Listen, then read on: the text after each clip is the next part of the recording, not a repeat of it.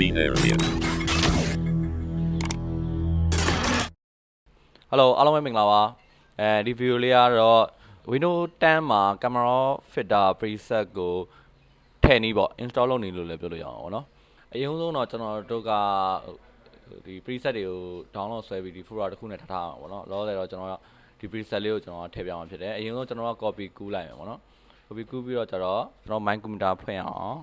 this PC မှာသွားပါပြီးရင် C ထဲကိုဝင်ပါ user ထဲကိုဝင်ပါကျွန်တော် set ကတော့ကျွန်တော်နာမည်နဲ့သွားတာပေါ့နော် main တန်းဆိုတဲ့နာမည်နဲ့ပေးထားပါတယ်အဲ့တော့ပုံမှန်ဆိုရင်တော့ကျွန်တော်တို့ကနှစ်ခုရှိမှာပေါ့နော်ဒီမှာဒီကောင်လေးကိုကျွန်တော်ပိတ်လိုက်မယ်အဲ့တော့ main တန်းရဲ့ public ရှိလိမ့်မယ် public မဟုတ်တဲ့ဟာတစ်ခုပေါ့နော်အဲ့ထဲကိုကျွန်တော်ဝင်လိုက်မယ်ဒီမှာဆိုရင်ဒီထဲမှာ app data ဆိုတာမရှိဘူးပေါ့နော်ကျွန်တော်က app data တွေကိုထည့်အောင်ဖြစ်တဲ့အတွက် view ထဲမှာပဲကျွန်တော်ခုန hand item ကိုပြန်ဖွင့်လိုက်ပါမယ် app data ရပါမယ်အဲ့ထဲမှာ roaming ကိုသွားမယ်ပြီးတော့ Adobe အဲ့ထဲမှာ camera raw အဲ့ထဲမှာ setting ထဲမှာဝင်ပြီးတော့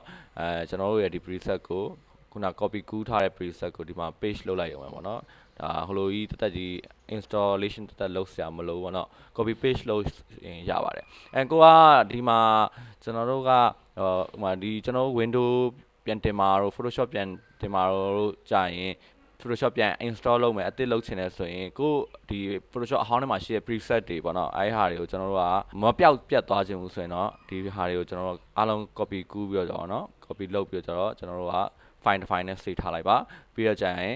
Photoshop အသစ်ကို install လုပ်ပြီးတော့ခုနကကျွန်တော်ပြခဲ့တဲ့အတိုင်းပဲလမ်းကြောင်းနဲ့ဝင်ပြီးတော့ဒီကျွန်တော် camera raw ရဲ့ setting ထဲမှာဝင်ပြီးတော့ paste လုပ်လိုက်တာ ਨੇ